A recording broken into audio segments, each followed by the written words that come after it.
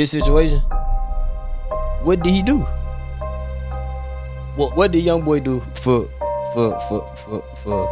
everybody want me and him think we want to kill each other?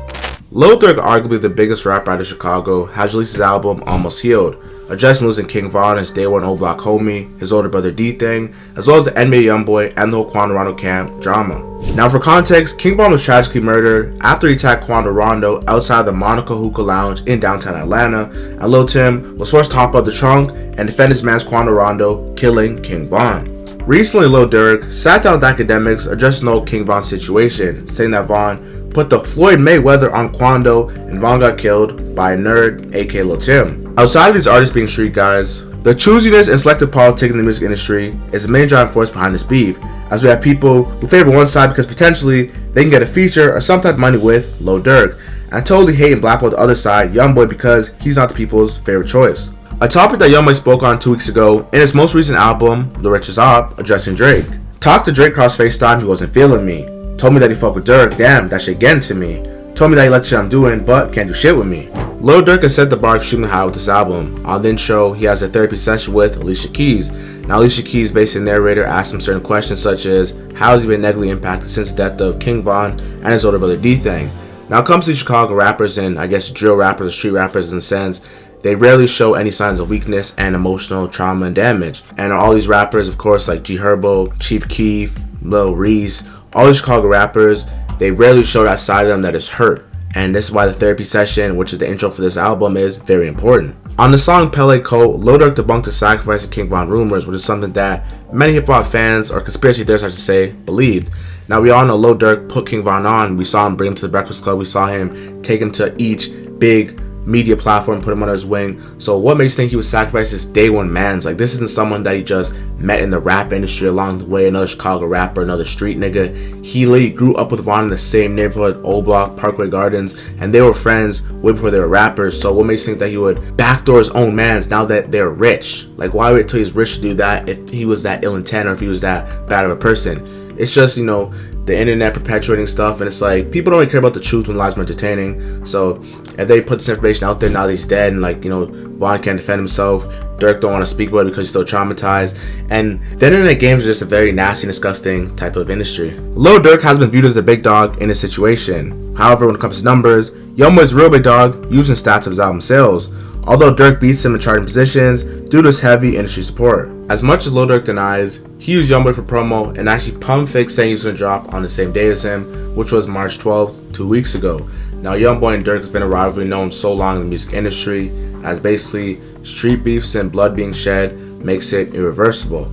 Now YoungBoy obviously has a very good album sales history dating back from 2017-2018 from Until Death Call My Name, and all the other albums such as AI YoungBoy 2, Sincerely Contrell. And the thing with YoungBoy is YoungBoy released so many albums that there's no more demand for his music. Now Durk is more of a one album a year type of rapper, just like how most artists are, where they might give you two or an album and mixtapes.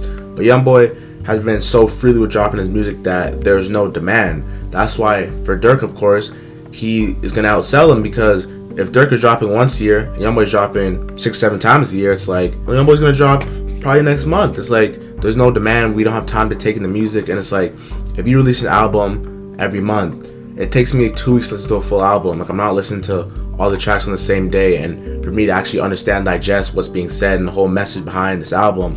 So by the time you put something out and I digest it, new music is out, and it's like, there's no time for me to actually develop any emotional appeal towards the music. And that's why Durk is doing a very good job with this, because he released 7220.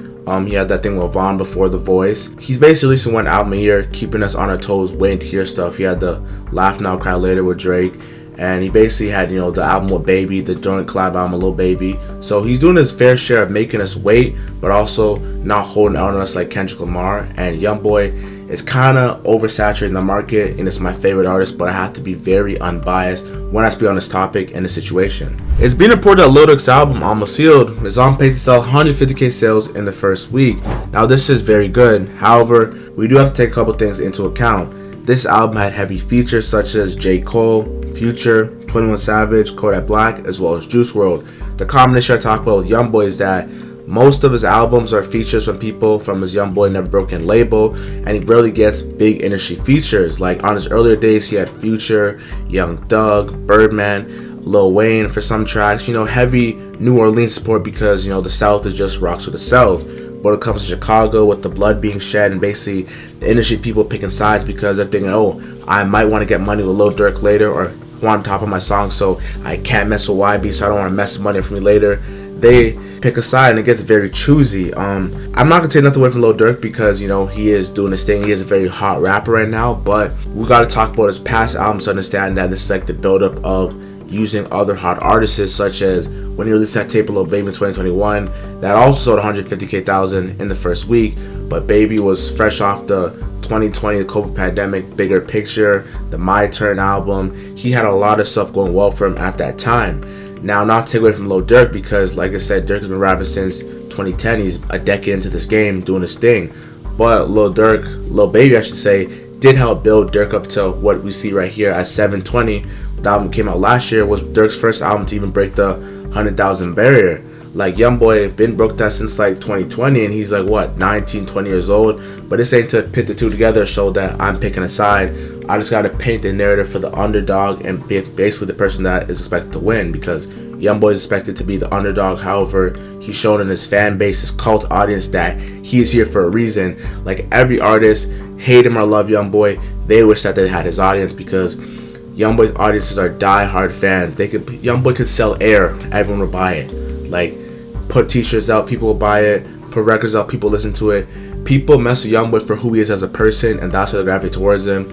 And I feel like Lil Durk is sort of giving us an emotional appeal, as in the music videos and the songs. He's talking about, what his life is like after these unfortunate news, and how he's basically going to the mosque and out prayer. His only time he actually, feels that he's secure and seeks God for strength, of course. And he said that he, never cried in front of his dad or his mom or India's girl, and that he only seeks refuge with Allah and finds comfort in praying. And actually, a lot of people are giving Durk some flack because he recorded part of the music video with that therapy session, the Pele Co, at his mosque in Chicago, I believe. And people are saying that, Lil Durk is recording at a mosque where it's supposed to be no cameras, all prayer, all love for Allah, which is, the Muslim, God, I'm pretty sure. And it's like, it just wasn't a good look. So a bit of controversy. However, a decent album, I will say. And you can't take nothing away from Schmirk, Durk, the voice. Recently Trapler Ross, the UK British YouTuber, came out with the whole 4-hour documentary on King Von. And many people saw that this was very insensitive because they're painting him in a bad light. However, Trapler Ross basically just connected the dots because Von was putting this information out in the public. And actually with the sit down with academics and Lil Durk, Ak asked Lil Durk about it and said that the whole documentary was cap and he didn't believe none of it, which kind of raised question because, we believe King Von is a rapper because he was one of the illest storytellers ever. Like, when you hear him rap about stuff, the crazy story, and all his hit music, you feel like he did it because you're getting a little bit too descriptive with all the details. You might have done it, you know what I mean?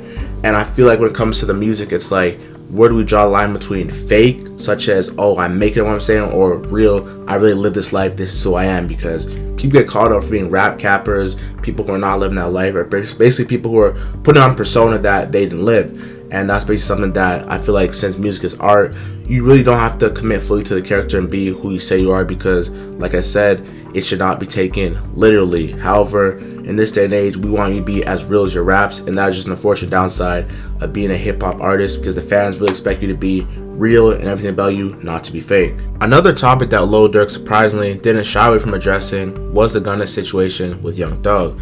Now, we all know December, right before Christmas, Gunna took that plea deal, the Alfred plea, which is something that we didn't even know what that was until December, man. Until December 2022, the whole world didn't even know the Alfred plea. We're starting to feel like that thing was even made up.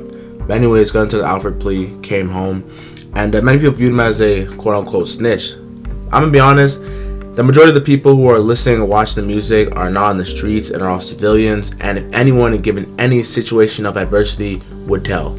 Keeping it 100. Anyways though, Gunna had a plea deal where he came home, didn't have to testify against Thug, and many people were looking at him sideways, such as Boosie, Lil Durk actually being the first to actually address Gunna in a song after they had their famous song What Happened to Virgil, of course. And he basically, didn't shy away from basically saying that you told you're a rat, if you're a rat I effing hate you, and I love Thug, so how could I mess with you because you put Thug in a basic compromised situation where he can't come out of jail easily. You know, pictures circulate of Gunna leaving jail, of course, and the whole video of him leaving with the whole thing with a BBL. And actually, you know, it's been a couple months, so even Act posted something on his story saying, Wonder looking like he's finna drop a classic, name some songs he might have on his new project, and people, you know, being as creative as possible, have stuff saying, WW, whipping some withdrawals, yes man, where the cheese at, sorry nigga, I'm trying to come home free, first out freestyle, and the internet is just undefeated, something that we all know. The J. Cole feature in All My Life was a major catalyst for heavy streams on this album. Now we all know J. Cole, a major artist who basically anything he touches turns to gold. So he blessed Durk with a feature on this album, which was very good of course, and basically was like the pre-order for basically hyping up the album. The song was pretty good, the visuals basically had kids in the neighborhood all singing along, and it's basically a very good commercial look for Lil Durk, going into a very, you know, mature and adult phase of him, not really dissing Dead Ops anymore, and basically trying to be a clean mainstream artist. And he even collabed with Morgan Wallen on this whole album, so shows that Durk is actually leveling up his game and leaving the street beef and the Illmatics behind.